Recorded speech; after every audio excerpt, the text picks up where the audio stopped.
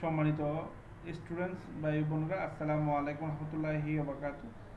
আজকে আমি আপনাদের জন্য কিভাবে অ্যাডোবি ফটোশপে এ থেকে জেড পর্যন্ত, যেটাকে আপনারা সংক্ষিপ্ত জিরো থেকে হিরো, কিভাবে আপনি একটা ছবিকে প্রফেশনাল হয়ে প্রিন্ট করতে পারবেন এবং খুব সহজে শর্টলি আপনি কিভাবে একটা এ4 সাইজের ফটোগুলোকে খুব স্বল্প সময়ে আপনি কিভাবে ফুল সেট দিতে পারেন, সেই বিষয়টা আমি আপনাদের সাথে শেয়ার করব। জাস্ট আপনি যে কোনো একটা ইমেজ নেবেন। ধরেন আমি আমার এই ইমেজটা নিচ্ছি। ইমেজটা যখন নেবেন, ইমেজটা দেখছেন একটু ঝাপসা হয়ে আছে, তো সেটাকে কিভাবে আপনি একটা কালারে রূপান্তরিত করবেন এবং একটা প্রফেশনাল এবং পাসপোর্ট সাইজের ছবিতে কিভাবে রূপান্তরিত হবে সেই বিষয়টা জাস্ট শেয়ার করতে। আপনি ক্রপ বাটনে ক্লিক করে এখানে সাইজ দিয়ে নেবেন 1.4 ইঞ্চি, 1.9 ইঞ্চি, রেজুলেশন 300। তারপরে এটাই ছবিটাকে আপনি ক্রপ করে নেবেন। আপনার পছন্দ মতো আপনি ক্রপ করে নিন। আমি আমার পছন্দ মতো ক্রপ করে নিলাম। ওকে, দ্যাটস গুড। পরবর্তী আপনি চাইলে এখানে ব্যাকগ্রাউন্ডটা কীভাবে স্বল্প সময়ের মধ্যে আপনি রিমুভ করতে পারবেন সে বিষয়টা আমি আপনাদের সাথে শেয়ার করতেছি। আপনার ম্যাজিক টুল ব্যবহার করবেন। ম্যাজিক টুল ব্যবহার করে আপনি ব্যাক স্পেস বা ডিলিট অপশন ক্লিক করুন, অটোমেটিক চলে যাবে। পরবর্তী কন্ট্রোল ডি সিলেকশন করবেন, ডি সিলেকশন হয়ে যাবে।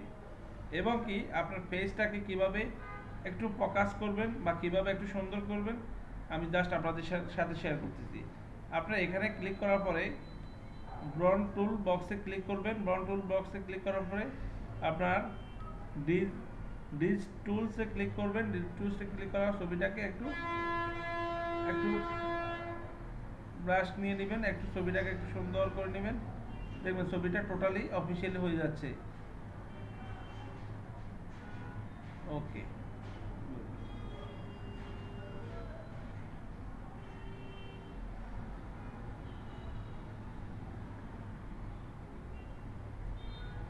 এখন এই যে আপনার ব্রনটা সাদা হয়ে যাচ্ছে, ব্রনটাকে কালো করতে হবে বা চুলটাকে কিভাবে কালো করবেন জাস্ট আমি আপনাদের সাথে সেই বিষয়টা শেয়ার করতেছি। তো আপনারা সেম ওইখানে ক্লিক করবেন। ক্লিক করার পরে ব্রনে ক্লিক করবেন। এখান থেকে ব্রনটাকে আপনি এই যে আপনার এখানে এটাকে কালো করে নেবেন। এখানে চোখের ইয়েটা কালো করে নেবেন। ওকে, দ্যাটস গুড। এটাকে কালো করে নেবেন। সেম এটাকে কালো করে নেবেন। চোখের এটা কালো করে নেবেন। ওকে,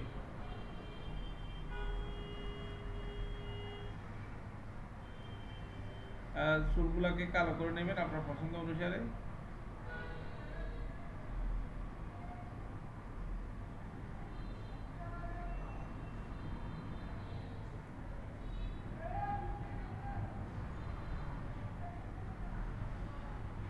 এই বরংগুলো বেশি দেখা যাচ্ছে, বেশি কালো হয়ে গেছে। আপনি এটাকে নর্মালি একটু সাদা করে নেবেন। সেটা সাদা করার জন্য আপনাকে সেম এটাকে একটু ছোট করে নেন।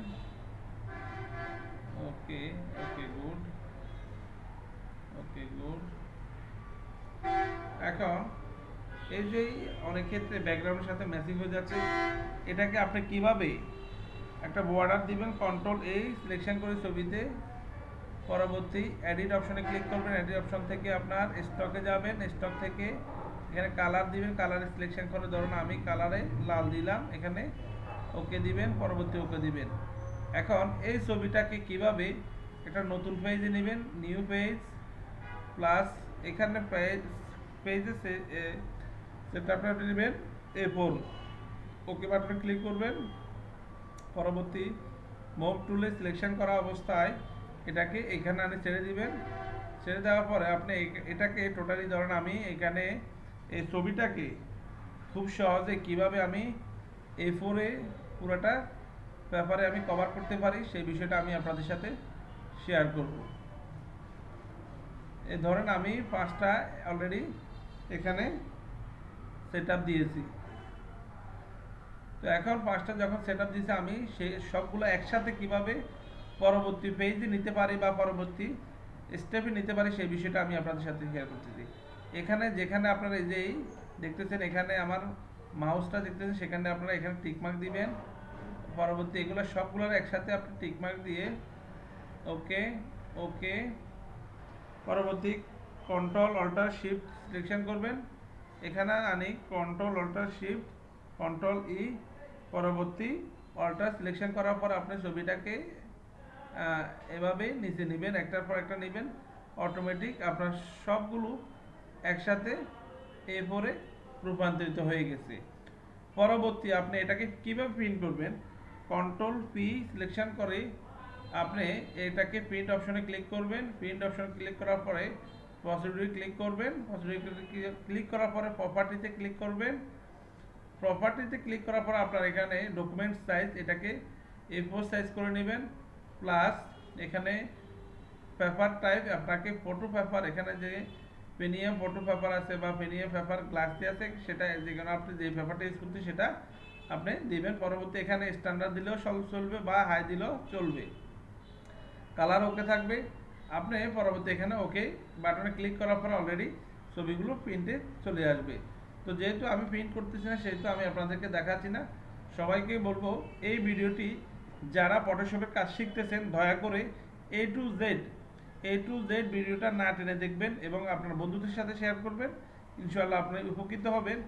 আর সবাইকে বলবো আমার ইউটিউব চ্যানেলটি সাবস্ক্রাইব করে আমার পাশে থাকবেন এবং আমি আপনাদের জন্য নিত্য নতুন ভিডিও নিয়ে আসব, যেটা দেখে আপনারা উপকৃত হবেন এবং নতুন নতুন কিছু আপডেটমূলক আপনারা কাজ শিখতে পারবেন ইনশাআল্লাহ। সবাই ভালো থাকুন, সুস্থ থাকুন, আল্লাহ হাফেজ।